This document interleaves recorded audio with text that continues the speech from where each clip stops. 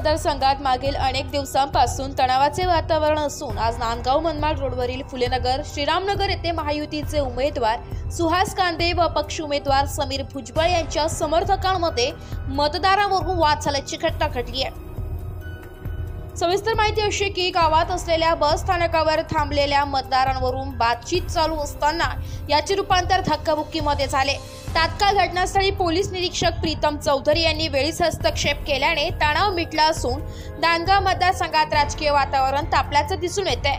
याबाबत पोलीस निरीक्षक प्रीतम चौधरी यांनी अधिक माहिती दिली आहे। या ठिकाणी आम्ही जेव्हा कॉल आला का काही लोकांना अडवून ठेवलेलं आहे, कॉल आल्यानंतर ताबडतोब पोलीस स्टेशनचे इन्स्पेक्टर इथं घटनास्थळी आले, CAPF इथं आलेली आहे, त्याच्यानंतर मी इथं पोहोचलेलो आहे आणि फ्लाइंग स्क्वॉड जो असतो गाड्या चेक करायला किंवा काही संशयित लोकांना चेक करायला, तो फ्लाइंग स्क्वॉड इथं आलेला आहे। त्यांनी चेक केलेला आहे, त्यांनी व्हेरीफाय केलेलं आहे आणि व्हेरीफाय करून आता ट्रॅफिक गर्दी क्लिअर केलेली आहे। परिस्थिती आता पूर्णपणे 100% नियंत्रणामध्ये आहे।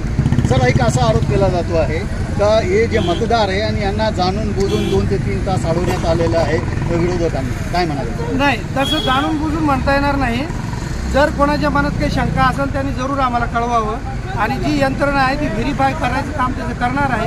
आता हे व्हेरीफाय झालेलं आहे आणि आता व्हेरीफाय करून हे सर्व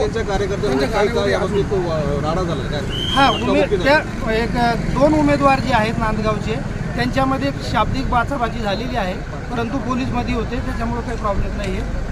सर, हे जेवढी चेकिंग करण्यात आली हे कुठले लोक आहे, मतदारसंघातले आहे का बाहेरचे? नाही, त्यांचे कार्ड पाहिलेले आहेत, FSTने सांगितलेलं आहे ते मतदारसंघातले आहेत आणि त्याच्या सध्या परिसरात शांततेचे वातावरण असून फुलेनगर परिसरात पोलिसांचा काटेकोर बंदोबस्त लावण्यात आलाय।